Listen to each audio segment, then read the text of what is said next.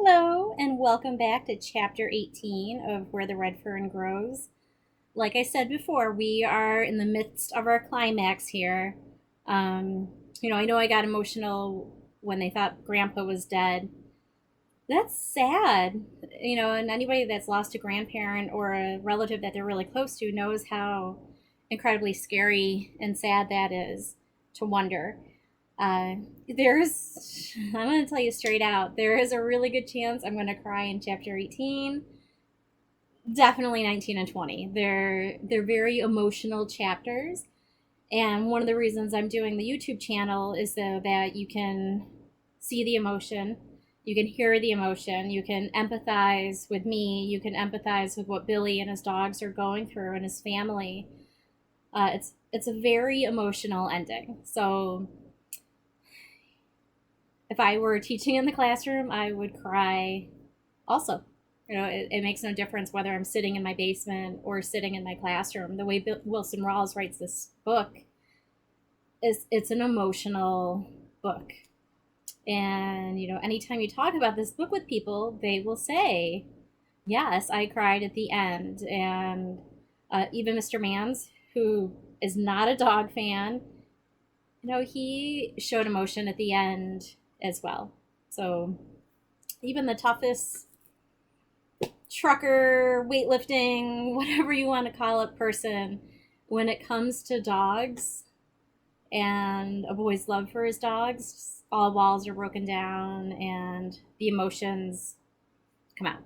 So just wanted to let you know that your emotions are real and it's okay to feel them, and it's okay to cry to your dogs, or go upstairs and hug your parents, and it's completely natural and it's completely normal. And I've taught this book for 19 years and I know that it's natural and normal. So there's a lot of good, loving parts of these next couple chapters, just the purest kind of love. And even though they make me cry, it's a lot of it's happy tears, not necessarily sad tears. So that's something to keep in mind also. But if you have little siblings around, you might want to just close the door, have some time to yourself as you're reading and listening to the last couple chapters. Your study guide for chapter 18 is how. I'm trying to remember what it is. I don't have it in front of me. And I don't want to spoil anything, so I'm kind of trying to find the words. I think one is how do little Ann and old Dan stay alive, and then the other one is what does Mama do for little Ann and old Dan. So I'll tell you the study guide questions, but like I said, I don't want to ruin anything for you. And if we were in the classroom, I wouldn't give you the study guide up front. I would have given it to you at the end of the chapters. All right, here we go. Chapter 18 of Where the Red Fern Grows. The blizzard is still going on. Grandpa's foot is broken or sprained. They don't know. They already have 3 coons caught and skinned.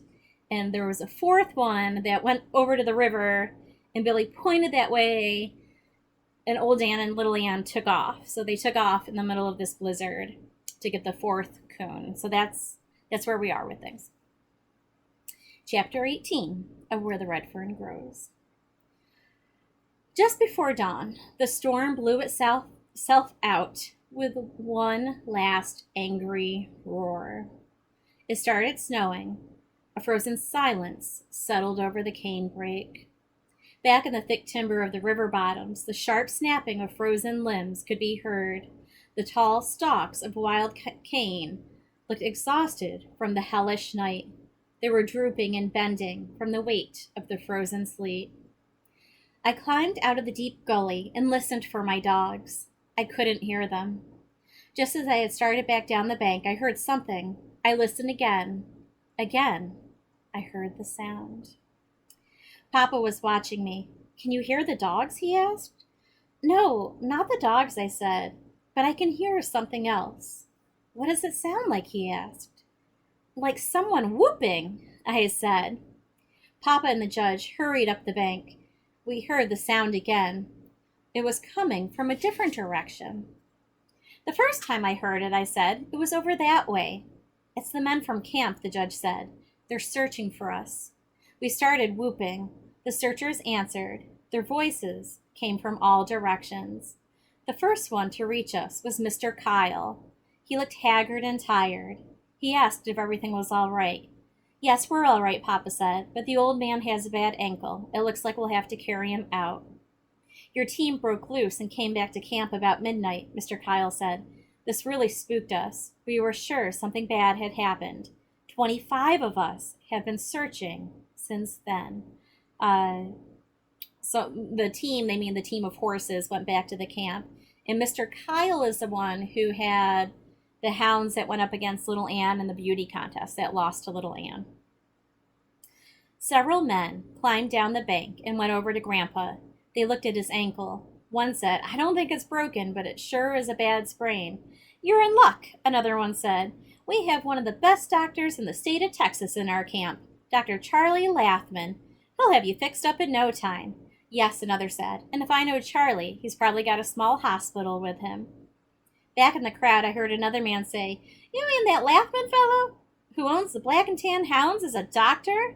Sure is, another said. One of the best. Mr. Kyle asked where my dogs were. I told him they were treed somewhere. What do you mean, treed somewhere? He asked. Papa explained what had happened. With a wide look on his face, he said, Do you mean to tell me those hounds stayed with the tree in that blizzard? I nodded. Looking at me, he said, Son, I hope they have that coon treed, because you need that one to win the cup. Those 2 Walker hounds caught 3 before the storm came up. When it got bad, all the other hunters came in. The judge spoke up. I'll always believe those hounds knew that boy needed another coon to win, he said. If you fellas had seen some of the things those dogs have done, you'd believe it too. One hunter walked over to the broken snag. 3 out of 1 tree, he said. No wonder, look here. That old snag was a half full of leaves and grass. Why, it was a regular old den tree.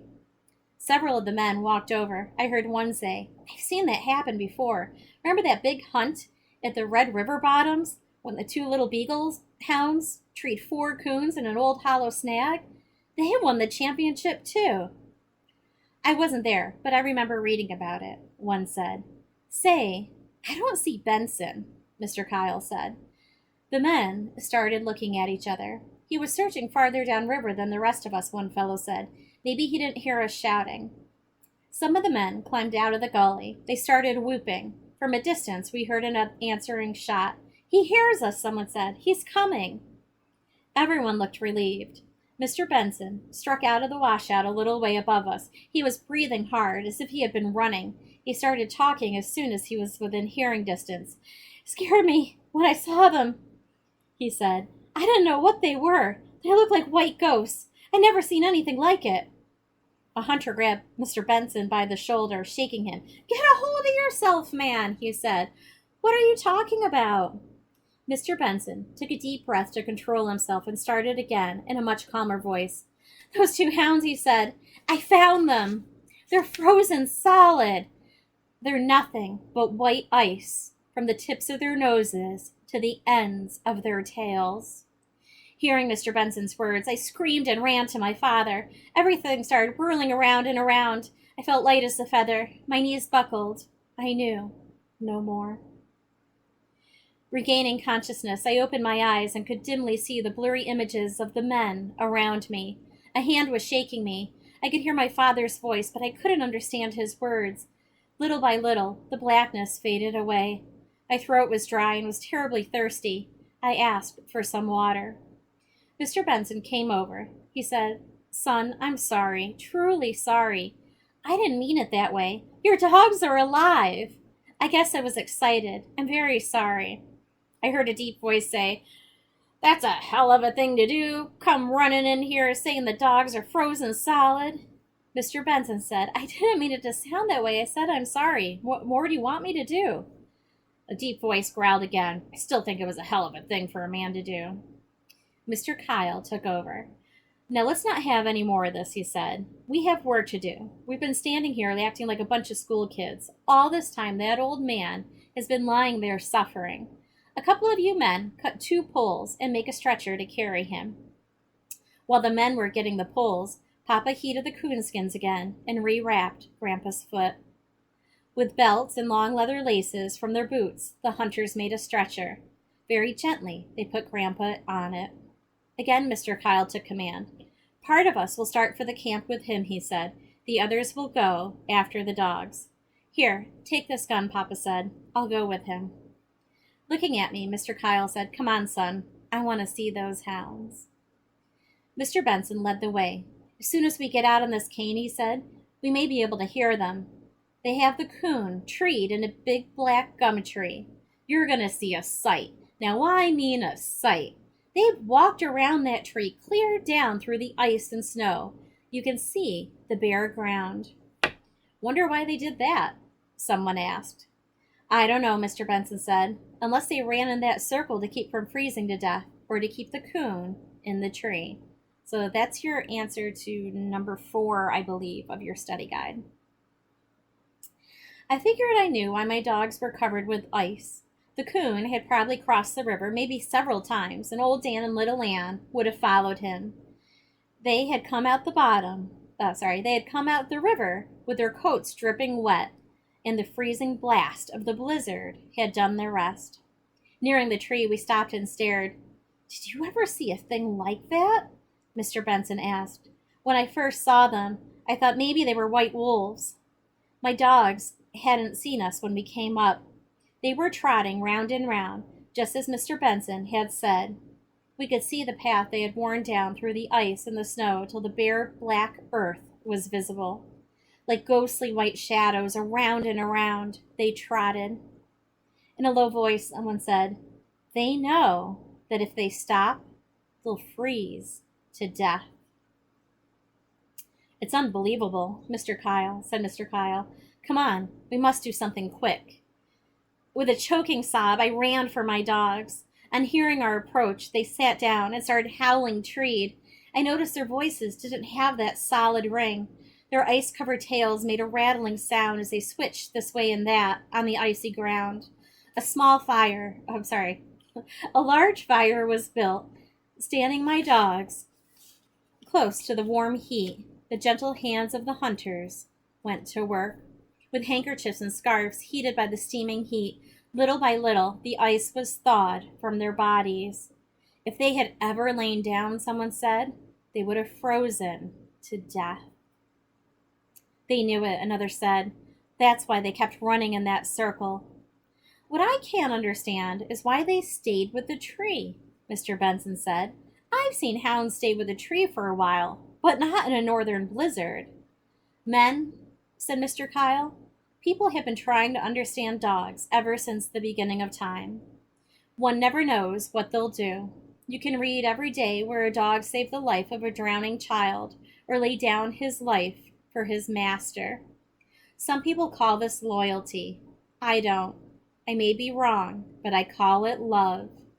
The deepest kind of love. So that goes back to your question from chapter 17. Is it love or loyalty? The way little Ann and old Dan act towards Billy.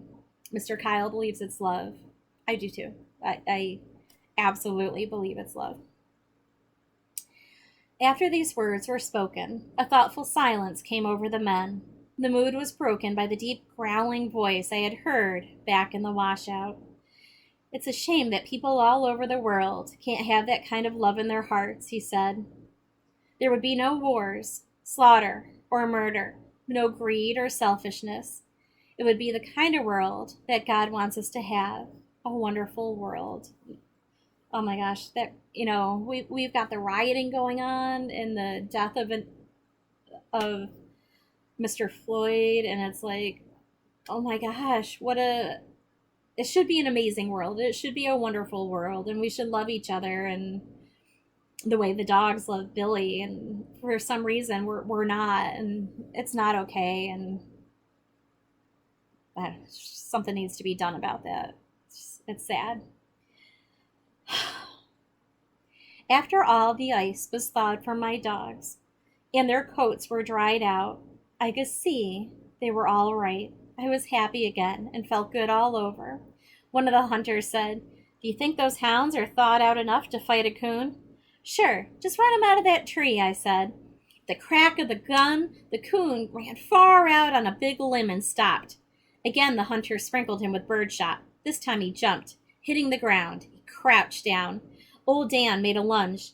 Just as he reached him, the coon sprang straight up and came down on his head. Holding on with his claws, the coon sank his teeth in a long, tender ear. Old Dan was furious. He started turning in a circle, bawling with pain.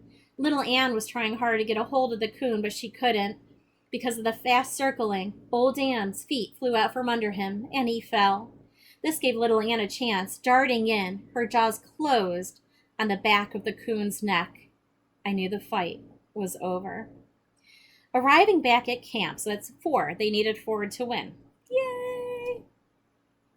Arriving back at camp, I saw that all the tents had been taken down, but ours. A hunter had said everyone was in a hurry to get out before another blizzard sets in. Papa told me to take my dogs into the tent as Grandpa wanted to see them. I saw tears in my grandfather's eyes as he talked to them. Ah, here come the tears.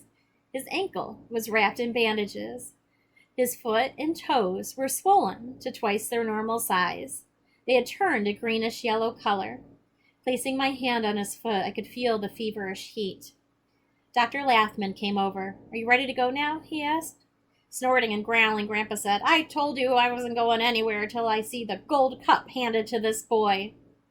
Turning to face the crowd, Dr. Lathman said, "Men, let's get this over. I want to get this man to town. That's one of the meanest sprains I've ever seen, and it should be in a cast. I don't have my plaster of Paris with me." The hunter, who had come by our tent collecting a jackpot money, came up to me. Handed me the box, he said, "Here you are, son. There's over $300 in this box, and it's all yours." That's a considerable amount of money. I would say that's at least $3,000, maybe closer to $10,000 equivalent that he got for winning the contest. So, huge amount of money. Turning to the crowd, he said, "Fellows, I can always say this. On this hunt, I have seen 2 of the finest little coonhounds I ever hoped to see." There was a roar of approval from the crowd. Looking down, I saw the box was almost full of money. I was shaking all over. I tried to say thanks, but it was only a whisper. Turning, I handed the box to my father. As his rough old hands closed around it, I saw a strange look come over his face. He turned and looked at my dogs. Some of the men started shouting, "Here it is!" The crowd parted, and a judge walked through.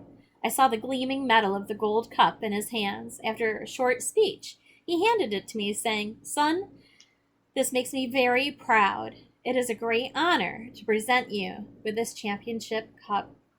The crowd exploded. The hunters' shouts were deafening. I don't know from where those silly old tears came. They just squeezed their way out. I felt them as they rolled down my cheeks. One dropped on the smooth surface of the cup and splattered. I wiped it away with my sleeve. Turning to my dogs, I knelt down and showed the cup to them. Little Ann licked it. Old Dan sniffed her one time and then turned his head away. The judge said, "Son, there's a place on this cup to engrave the names of your dogs. I can take it into Oklahoma City and have it done, or you can have it done by yourself. The engraving charge has already been paid for by the association." Looking at the cup, it seemed that far down in the gleaming shadows, I could see 2 wide blue eyes glued to a window pane. I knew that my little sister was watching the road and waiting for our return. Looking back at the judge, I said, "If you don't mind, I'll take it with me. My grandfather can send it in for me." Laughing, he said, "That's all right." Handing me a slip of paper, he said, "This is the address where you should send it." Grandpa said, "Now that's settled, I'm ready to go to town." Turning to Papa, he said, "You'll have to bring the buggy, and I wish you'd look after my stock. I know Grandma will want to go into town with us, and there will be no one there to feed them. Tell Bill Lowry to come up and take care of the store. You'll find the keys in the usual place. We'll take care of everything, Papa said. Don't worry about a thing. I don't intend to stop until we get back because it looks like we're in for some more bad weather. I went over and kissed Grandpa goodbye. He pinched my cheek and whispered, We'll teach those city slickers that they can't come up here and beat our dogs. I smiled.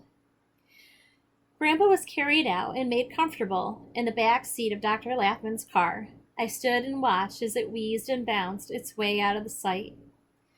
Well, I'm harnessing the team, Papa said. You take the tent down and pack up our gear. On the back seat of the buggy, I made a bed out of our bedclothes. Down on the floorboards, I fixed a nice place for my dogs. All through the night, the creaking wheels of our buggy moved on. Several times I woke up. My father was wrapped up in a tarp around himself. Reaching down, I could feel my dogs. They were warm and comfortable. Early the next morning, we stopped for breakfast. While Papa tended to the team, I turned my dogs loose and started to let them stretch. We made good time last night, Papa said. If everything goes right, we'll be home long before dark. Reaching Grandpa's store in the middle of the afternoon, Papa said, I'll put the team on the barn and feed the stock while you unload the buggy. Coming back from the barn, he said, In the morning I'll go over and tell Bill Lowry to come up and open the store. Looking around, he said, It snowed more here than it did where we were hunting. Feeling big and important, I said, I don't like the looks of this weather. We'd better be scooting for home. Papa laughed. Sure you're not in a hurry to get home and show off your gold cup? He asked. A smile was my only answer. 200 yards this side of our home, the road made a turn around a low foothill, shutting our house off from view. Papa said, You're going to see a scramble as soon as we round that bend. It was more like a stampede than a scramble. The little one came out first and all but tore the screen down from its hinges. The older girls passed her and just beyond the gate. In a hurry, she slipped and fell face down in the snow. She started crying. The older girls ran up asking for the cup. Holding it high over my head, I said, Now wait a minute. I've got another one for you two. I held the small silver cup out to them. While they were fighting over it, I ran to the little one. Picking her up, I brushed the snow from her long braided hair and her tear-stained face. I told her there was no use to cry. I had brought the gold cup to her, and no one else was going to get it. Composure. Reaching for the cup, she wrapped her small arms around it. Squeezing it up tight, she ran for the house to show it to Mama. I'm gonna need some tissues coming up here. Sorry.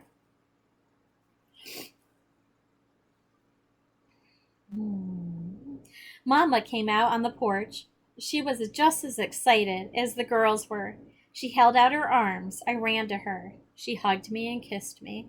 It's good to have you home again, she said. Look what I have, Mama, the little one cried. And it's all mine. She held the golden cup out in her two small hands. As Mama took the beautiful cup, she looked at me.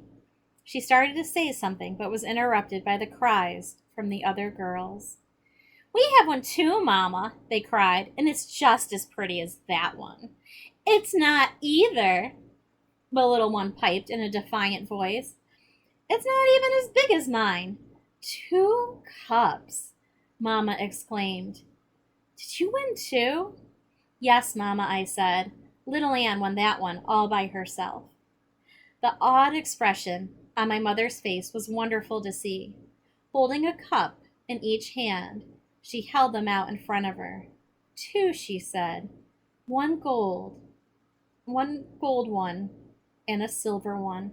Who would have thought anything so wonderful could have happened to us? I'm so proud, so very proud. Handing the cups back to the girls, she walked over to Papa. After kissing him, she said, I just can't believe everything that has happened. I'm so glad you went along. Did you enjoy yourself? With a smile on his face, Papa almost shouted, Enjoy myself? Why, I never had such a time in my life. His voice trailed off in a low calm. That is, except for one thing. Grandpa had a bad accident. Yes, I know, Mama said. One of Tom Logan's boys was at the store when they arrived. He came back and told us about it. The doctor said it wasn't as bad as it looked, and he was pretty sure Grandpa would be home in a few days. I was happy to hear this news, and could tell by the pleased look on my father's face he was glad to hear it too. On entering the house, Papa said, "Oh, I almost forgot." He handed the box of money to Mama. "What's this?" she asked. "Oh, just a little gift from old Dan and little Ann," Papa said. Mama opened the box. I saw the color drain from her face. Her hand started trembling. Turning her back to us, she walked over and set it on the mantel. A peaceful smile settled over a peaceful silence settled over the room. I could hear the clock ticking away. The fire in the fireplace crackled and popped. Turning from the mantel, Mama looked straight at us. Her lips were tightly pressed together to keep them from quivering. Walking slowly to Papa, she buried her face in his chest. I heard her say, "Thank God, my prayers have been answered." Hold on. Okay. There was a celebration in our home that night. To me, it was like a second Christmas.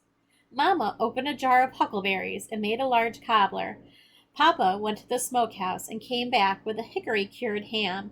We sat down to a feast of ham, large plates of fried potatoes, ham gravy, hot cornbread, fresh butter, and wild bee honey. During the course of the meal, the entire story of the championship hunt was told, some by Papa, but mostly by me.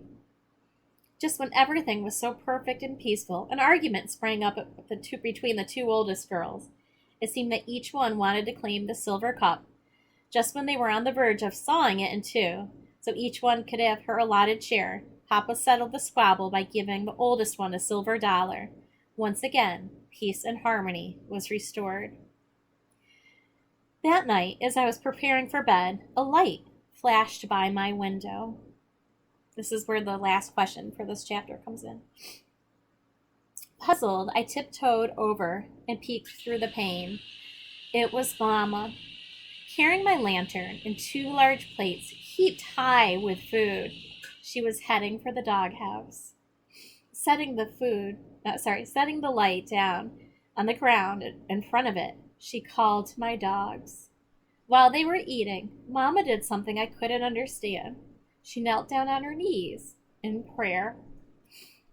After they had eaten their food, Mama started petting them. I could hear her voice, but couldn't make out her words. Whatever she was saying must have pleased them. Little Ann wiggled and twisted. Even old Dan wagged his long red tail, which was very unusual. Papa came out. I saw him put his arm around Mama. Side by side, they stood for several minutes, looking at my dogs. When they turned to enter the house, I saw Mama dab at her eyes with her apron. Lying in bed, staring into the darkness, I tried to figure out the strange actions of my parents. Why had Mama knelt in prayer in front of my dogs? Why had she wept? I was running all the whys around in my head when I heard them talking. "I know," Papa said, "but I think there's a way. I'm going to have a talk with Grandpa. I don't think that old foot of his is ever going to be the same again. He's going to need some help around the store." I knew they were talking about me, but I couldn't understand what they meant. Then I thought, why, that's it. They want me to help Grandpa. That would be all right with me. I could still hunt every night. Feeling smart for figuring out their conversation, I turned over and fell asleep. Okay. I think you'll understand why I'm upset.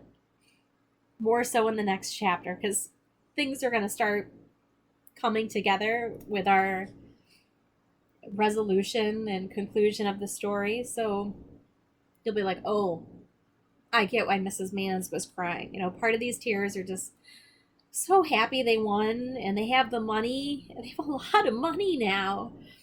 And the family's back together and they're all healthy and the dogs are healthy and it's just a great ending to that chapter. So I'm gonna just stop apologizing for the tears because it's natural and it's human and it's okay. Like I said at the beginning, it's okay to cry in these next couple chapters.